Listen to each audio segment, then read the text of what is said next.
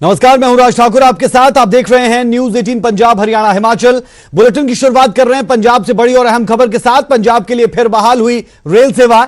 पटियाला पहुंची पहली मालगाड़ी, जबकि करनाल पहुंची है पहली पैसेंजर ट्रेन। बड़ी खबर, करनाल पहुंच चुकी है पहली पैसेंजर ट्रेन। दिल्ली से ऊना के लिए यह ट्रेन जा रही है। वाया पंजाब होकर जन शताब्दी जाएगी। वाया पंजाब यानी चंडीगढ़ जब पहुंचेगी। दिल्ली से यह शुरू हुई, सोनीपत, पानीपत, करनाल और अंबाला के बाद चंडीगढ़ पहुंचेगी ट्रेन। और चंडीगढ़ के बाद खरड़ से होते हुए रूपनगर यानी रोपड़ और उसके बाद ऊना की तरफ पहुंचेगी। ऊना पहुंचेगी ये ट्रेन।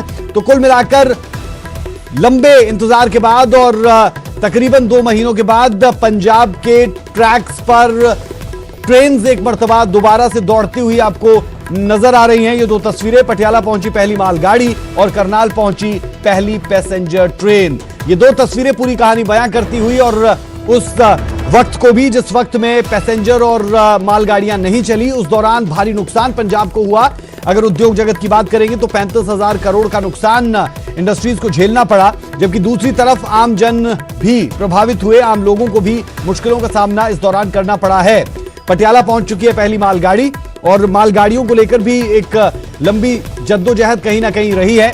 और जो ट्रेन आपको बता दें कि करनाल पहुंची है, कुछ ही देर में अंबाला होगी और उसके बाद चंडीगढ़। तो हमारे संवाददाता चंडीगढ़ रेलवे स्टेशन पर इस वक्त मौजूद है। लेकिन उससे पहले करनाल में जब ये ट्रेन पहुंची तो हमारे संवाददाता ने इसे वहां पर भी ट्रैक किया। उस दौरान की तस्वीरें और पूरी की पूरी कहानी आपको दिखाते हैं। हमारे संवाददाता हिमांशु नारंग ने इसे कवर किया। किसान आंदोलन के चलते पंजाब में रेल सेवा प्रभावित थी और इसके चलते आम जनता को खासी परेशानी का सामना करना पड़ रहा था।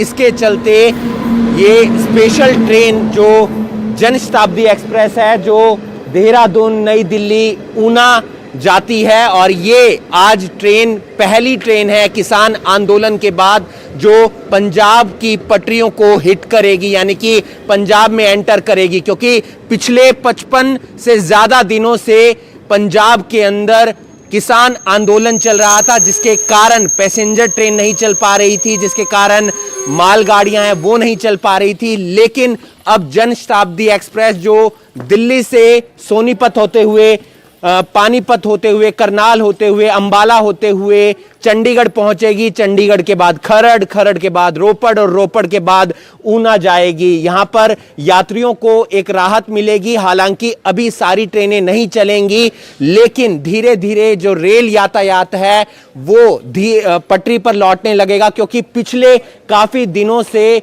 जो किसान आंदोलन है वो पंजाब के अंदर चल रहा था, जिसके कारण ना ही पैसेंजर ट्रेन चल रही थी, ना ही मालगाड़ी चल रही थी और ये ट्रेन अंबाला तक जाती थी। लेकिन अब उन लोगों को राहत मिलेगी जो ट्रेन के जरिए पंजाब तक जाने का प्रयास कर रहे थे। और आने वाले दिनों में जो ट्रेनें बाकी नहीं चल रही हैं वो भी पटरी पर दौड़ती हुई नजर आएंगी। न्यूज 18 हरियाणा के लिए करनाल से हिमांशु नारंग। तो ये करनाल से तस्वीरें आपने देखी, जहां पर हमारे संवाददाता हिमांशु नारंग ने आपको बताया कि ट्रेन जो है वो करनाल पहुंच चुकी है और करनाल के बाद अंबाला, फिर चंडीगढ़। चंडीगढ़ रेलवे स्टेशन पर हमारे संवाददाता रोहित बंसल इस वक्त मौजूद है। रोहित, करनाल से ट्रेन आगे निकल चुकी है, अंबाला की तरफ बढ़ चुकी है और ये पंजाब की पटरियों पर आने वाली पहली ट्रेन रहेगी जन शताब्दी। क्या अपडेट्स निकलकर सामने आ रही है? आप खुद भी टिकट यहां पर ले चुके हैं, वो टिकट भी जरूर दिखाइए और पूरा मामला भी समझाइए। जी बिल्कुल राज, पिछले 2 महीने से पंजाब में लगातार ट्रेनें बंद थी क्योंकि पंजाब में किसान संघर्ष चल रहा था। इसकी वजह से किसानों ने बोला था कि हम पैसेंजर ट्रेनों को पंजाब में एंटर नहीं होने देंगे, जिसके बाद केंद्र ने मालगाड़ियां भी बंद कर दी थी। पर पिछले कुछ दिन पहले ही कैप्टन अमरिंदर सिंह के साथ जब मुलाकात हुई तो उन्होंने बोला कि किसानों ने इस बात के लिए रजामती दे दी है कि अब पैसेंजर ट्रेनें और मालगाड़ियां चलाने की इजाजत दे दी जाएगी।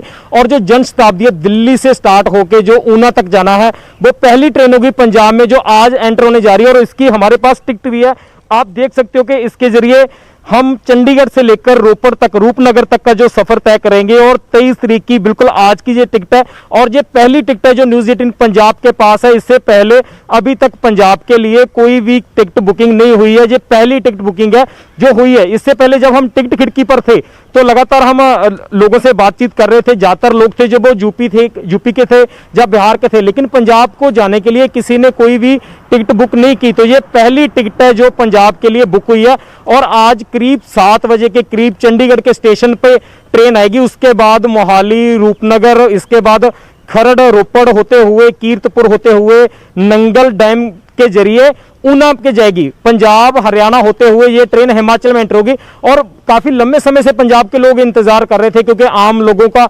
यातायात प्रभावित हो रहा था। उनका बोलना था कि क्योंकि पंजाब में बसों का किराया बहुत ज्यादा है, रेलवे काफी सस्ता पड़ता है, इसलिए पंजाब के लोग भी इस बात को उड़ीक रहे थे कि जल्दी से जल्दी ट्रेनें शुरू की जाएं ताकि पंजाब के लोगों को राहत मिल सके। जी बिल्कुल, और कहीं ना कहीं राहत की सांस भी पंजाब के लोग लेंगे। और उसके साथ साथ दूसरी तरफ हम देख रहे थे कि अमृतसर के जंडियाला में भी जो कुछ दिक्कतें चल रही है उसे भी सॉर्ट करने की कोशिश यहां पर हो रही है। लेकिन रोहित, ये बहुत अहम हो जाता है कि जो ट्रेन है, क्योंकि ये कहा गया था जब शुरुआत हुई थी और जब बातचीत हुई थी कैप्टन अमरिंदर और तमाम जत्थेबंदियों के बीच में कि सोमवार शाम से ये ट्रेन चलनी शुरू होंगी, तो कह सकते हैं कि पहली ट्रेन सोमवार शाम से पंजाब में एंटर हो रही है। जी बिल्कुल, पहले ये कहा जा रहा था कि 23 शाम को जो किसान है वो ट्रैक खाली कर देंगे, उसके बाद आप पैसेंजर ट्रेनें चालू कर सकते हैं। तो सोचा जा रहा था कि शायद 24 मॉर्निंग से ये ट्रेनें पंजाब में शुरू होंगी, पर रेलवे विभाग ने आज शाम से ही ट्रेनें चालू कर दी है।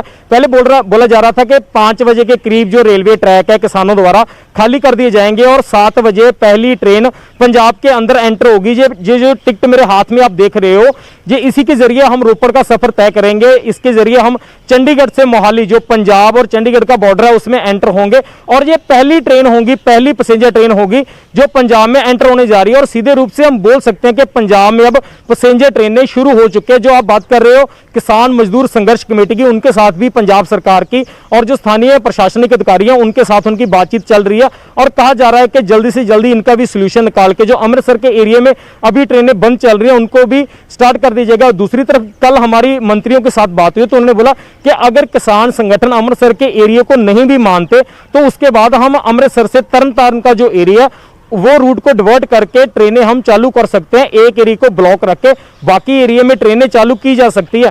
तो देखना यही होगा कि आज की जो किसान मजदूर संघर्ष कमेटी के साथ अधिकारियों की मीटिंग है उसमें क्या निकल के आता है। और उम्मीद की जा रही है कि किसान मजदूर संघर्ष कमेटी के साथ बातचीत करने के बाद वो भी पैसेंजर ट्रेनों के लिए रास्ता छोड़ देंगे। जी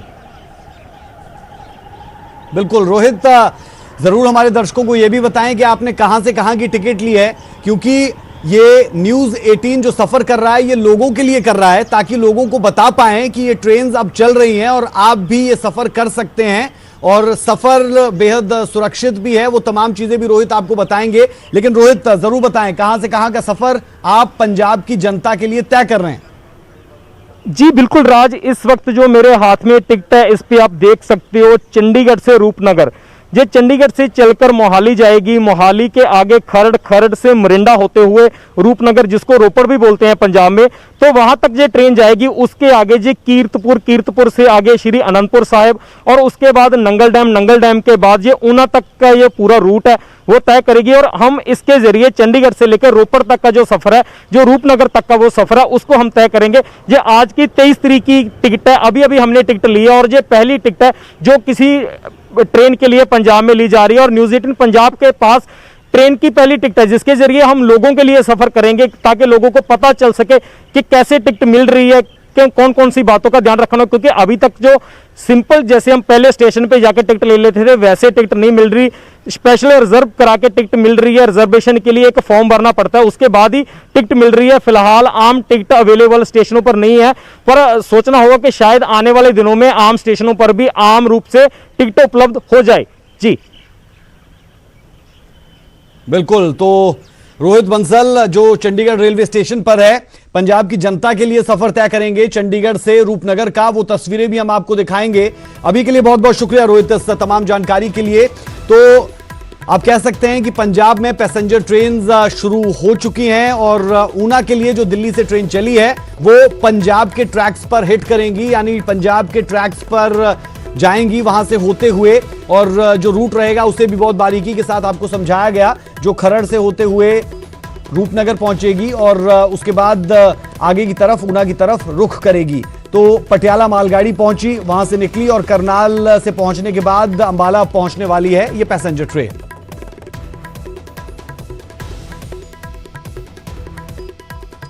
ट्रेन बहाली की खबरों के बीच किसान मजदूर संघर्ष कमेटी आज भी अपने स्टैंड पर कायम है। कमेटी पैसेंजर ट्रेन को रास्ता ना देने पर अड़ी है।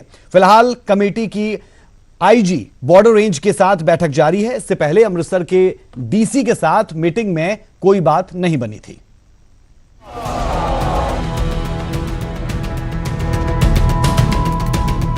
पहले केंद्र के न्योते को ठुकराया, फिर मुख्यमंत्री के साथ मुलाकात से किनारा किया, और अब जब बाकी 30 जत्थेबंदियां ट्रेन चलाने को राजी हो गई हैं, किसान मजदूर संघर्ष समिति लगातार रोड़ा बनकर खड़ी है। बिना कोई बैठक, बिना बातचीत, संघर्ष कमेटी अपने अड़ियल रुख पर कायम है, जिसकी वजह से हालात ये हैं कि 30 किसान जत्थेबंदियों की रजामंदी के बावजूद भी पंजाब में ट्रेनों को लेकर सस्पेंस खत्म नहीं हो पा रहा, क्योंकि ट्रैक पर जिन धरनों का हवाला देकर रेलवे ने पंजाब में ट्रेनों की आवाजाही बंद की थी, उनमें सबसे बड़ी हिस्सेदारी इसी किसान मजदूर संघर्ष कमेटी की ही है।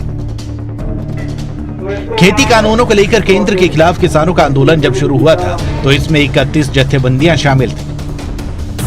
दावा यह था कि हर फैसला एक साथ होगा, लेकिन लगता है किसान मजदूर संघर्ष कमेटी ने अलग ही ट्रैक पकड़ लिया है, जिसमें वो अकेले ही नजर आ रहे हैं। संघर्ष कमेटी का यही रवैया सूबे की सरकार को भी बहुत परेशान कर रहा है, क्योंकि एक तरफ बाकी की जत्थेबंदियों का थोड़ा नरम रुख है, तो दूसरी तरफ जंडियाला गुरु में संघर्ष कमेटी के बैनर तले बैठे किसान नेता, जो तमाम कोशिशों के बावजूद भी टस से मस होने का नाम नहीं ले रहे। हद तो इस बात की है कि केंद्र के साथ साथ संघर्ष कमेटी ने मुख्यमंत्री की बुलाई बैठक का भी बॉयकॉट कर दिया और बाद में कोशिश अकेले ही मुख्यमंत्री से मुलाकात की हुई। पहले दावा किया कि 23 को मुलाकात होगी, बाद में खुद ही कैमरे के सामने आकर नया प्रोग्राम पेश कर दिया।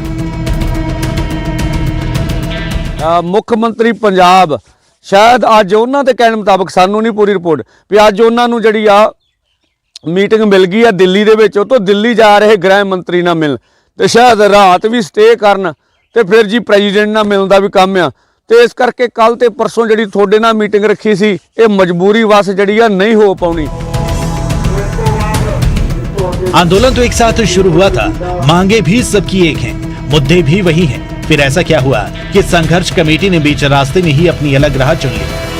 अब तो 30 जत्थेबंदियों के एक साथ लिए फैसले पर न सिर्फ भारी दिखने की कोशिश हो रही है, बल्कि अपने अड़ियल रवैये की वजह से ट्रेनों की आवाजाही में फिर से अड़ंगा खड़ा किया जा रहा है, जिसका सीधा सीधा नुकसान पंजाब को है। बड़ी से बड़ी मुश्किल, बड़े से बड़े मसले बातचीत से सुलझे, मगर किसान मजदूर संघर्ष कमेटी ने तो बातचीत का रास्ता ही छोड़ दिया है। न केंद्र से बात करने को तैयार है, न सूबे की सरकार के साथ बातचीत की मेज पर बैठते हैं, उल्टा बनती बनती बात बिगाड़ने की कोशिश में लगे हैं, जिसका खामियाजा खुद किसानों को भी झेलना पड़ रहा है। Bureau report, news 18। और अब बड़ी और अहम खबर हिमाचल प्रदेश के लोगों के लिए। हिमाचल के 4 जिलों में फिर से नाइट कर्फ्यू लगा है। मंडी, शिमला, कांगड़ा और कुल्लू में नाइट कर्फ्यू लगेगा। रात 8 बजे से सुबह 6 बजे तक नाइट कर्फ्यू रहेगा। ये बड़ी और अहम जानकारी एक मर्तबा फिर से हम आपको बता रहे हैं कि हिमाचल के 4 जिलों में नाइट कर्फ्यू। मंडी, शिमला, कांगड़ा और कुल्लू में नाइट कर्फ्यू लगेगा। रात 8 बजे से सुबह 6 बजे तक ये नाइट कर्फ्यू रहेगा। मास्क ना पहनने पर 1000 रुपए का जुर्माना आप पर लगेगा। स्कूल अब बंद रहेंगे 31 दिसंबर तक। जो तारीख पहले थी उसे एक्सटेंड किया गया है। 31 दिसंबर तक के लिए स्कूल्स को भी बंद कर दिया गया है। सिर्फ इतना नहीं, कैबिनेट की जो अहम बैठक हुई उस बैठक में यह फैसला भी लिया गया कि रैलियां और जनसभाएं भी अब नहीं होंगी। रैलियां और जनसभाएं बंद रखी जाएंगी। और इसके साथ साथ एक और अहम चीज जो सबसे महत्वपूर्ण वो ये कि सरकारी कार्यालयों में 50-50 का फॉर्मूला एक बार फिर से लागू हो जाएगा। हमने देखा था कि जब लॉकडाउन हटा उसके बाद तमाम चीजें सुचारू रूप से चल रही थी, लेकिन अब इसमें कई परिवर्तन किए गए हैं और वो परिवर्तन हम आपको बता रहे हैं। सबसे अहम बात ये कि 4 जिलों में कर्फ्यू, शाम रात 8 बजे से लेकर सुबह 6 बजे तक यह कर्फ्यू जारी रहेगा।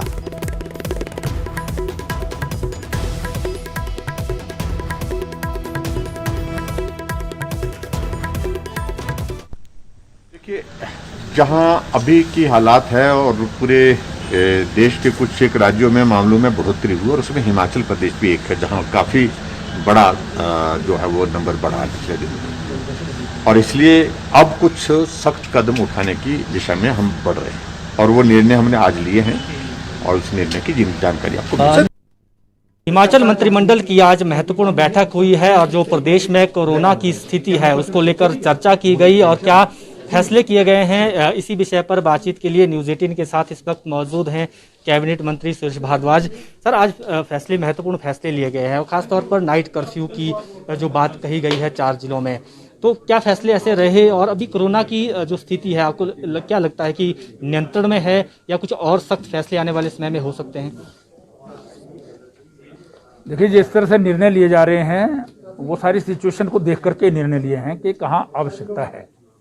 जैसे सोशल गैदरिंग्स है उसके ऊपर रिस्ट्रिक्शन होनी चाहिए, जिसके कारण आज जो है ये केसेस कुछ बढ़े हैं, इसलिए उसके ऊपर जो है वो विशेष रूप से निर्णय लिया गया है कि अभी कहीं भी ओपन में कोई भी, चाहे मैरिज हो, चाहे कोई फंक्शन हो, चाहे कोई पॉलिटिकल या सोशल गैदरिंग भी हो, उनको जो है 200 से अधिक जो है वो किसी भी हालत में संख्या नहीं होगी। क्लोज डोर हॉल में या कमरे में होती है तो जितनी कैपेसिटी है उसका 50% ही वहाँ पर जो है रह पाएगा, ये निर्णय लिया गया। और इससे पहले सरकार ने निर्णय लिया था कि भी सारे जो कुक्स इत्यादि हैं, कैटरिंग वाले हैं, उनकी टेस्टिंग होनी चाहिए, तो इसलिए ये बहुत आवश्यक है इस पर नियंत्रण करने के लिए। और नाइट कर्फ्यू भी चैन बंद हो, इसलिए 8 बजे से लेकर के सुबह 6 बजे तक जो है वो कंप्लीट कर्फ्यू रहेगा, तो ये निर्णय जो है वो लिया गया। और स्कूल कॉलेजेस जो 26 नवंबर से खुलने थे उन्हें जो है वो 31 दिसंबर तक बंद रखा गया है। ऑनलाइन पढ़ाई जारी रहेगी उनकी, प्रिंसिपल के ऑफिस खुले रहेंगे और वो किसी भी टीचर को जरूरत पड़ने पर जो है स्कूल में बुला सकता है, अदरवाइज ऑल टीचर्स अपने घर से बैठ करके ऑनलाइन स्टडी जो है वो करवाएंगे। इसी प्रकार से सेशन, जो विंटर सेशन स्कूल थे उसके एग्जाम्स इत्यादि सब मार्च में ही होंगे, जब समर वैकेशन के स्कूल्स के भी होते हैं, इसलिए सेशन जो है एक्सटेंड कर दिया है विंटर का भी अगले साल तक।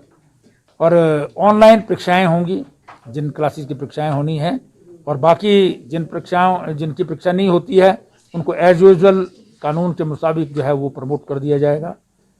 बसेस 50% कैपेसिटी पर चलेंगी, ये कुछ निर्णय हैं जिनको लिया गया है। और इसमें साथ में मास्क पहनने पर जो है कड़ी कार्रवाई की जाएगी, अगर कोई नहीं पहनता है तो उसे 1000 रुपये जुर्माना होगा।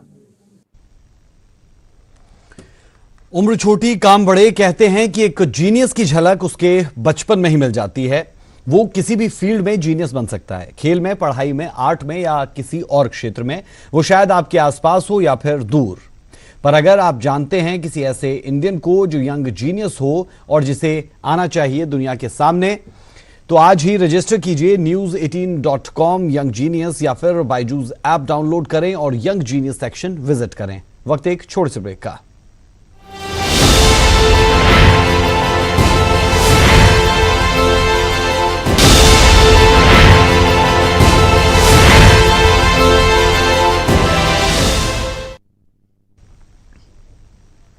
ब्रेक के बाद आपका स्वागत है। पानीपत के पूर्व पार्षद हरीश शर्मा का शव खूबड़ी झाल की रोहतक ब्रांच में बरामद हुआ। शव मिलने के बाद परिजनों ने शव सड़क पर रखकर इंसाफ की मांग की। आत्महत्या मामले में देर रात पानीपत पुलिस ने पुलिसकर्मियों समेत 5 पर एफआईआर दर्ज की है।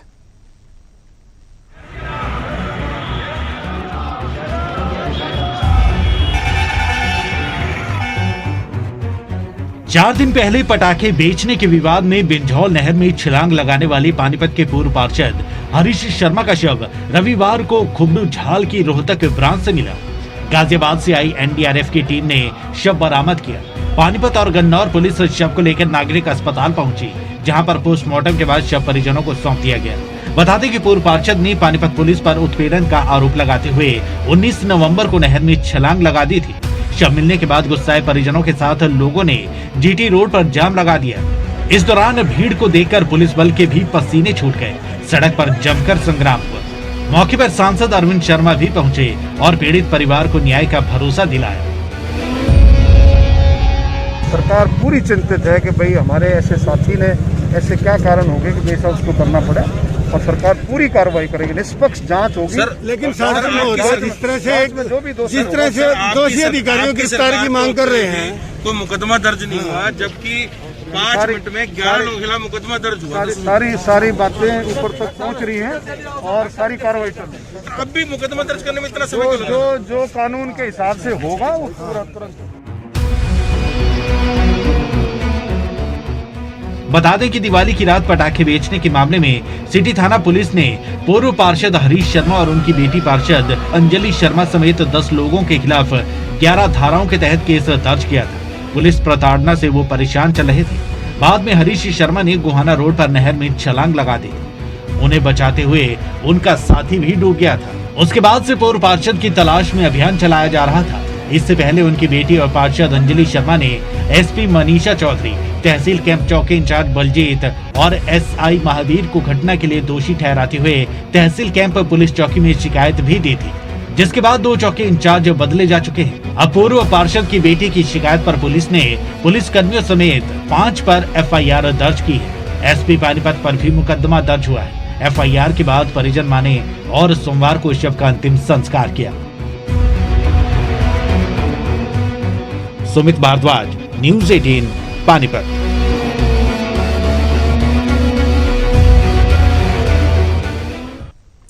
हेल्दी रहने के लिए सबसे जरूरी है दूध। शरीर में क्वालिटी प्रोटीन और कैल्शियम के लिए जरूरी है दूध, तो पीजिए हर रोज 1 ग्लास अमूल दूध। Stay healthy, stay fit. Bulletin में अभी के लिए हमारा और आपका साथ इतना ही। इजाजत दें, नमस्कार।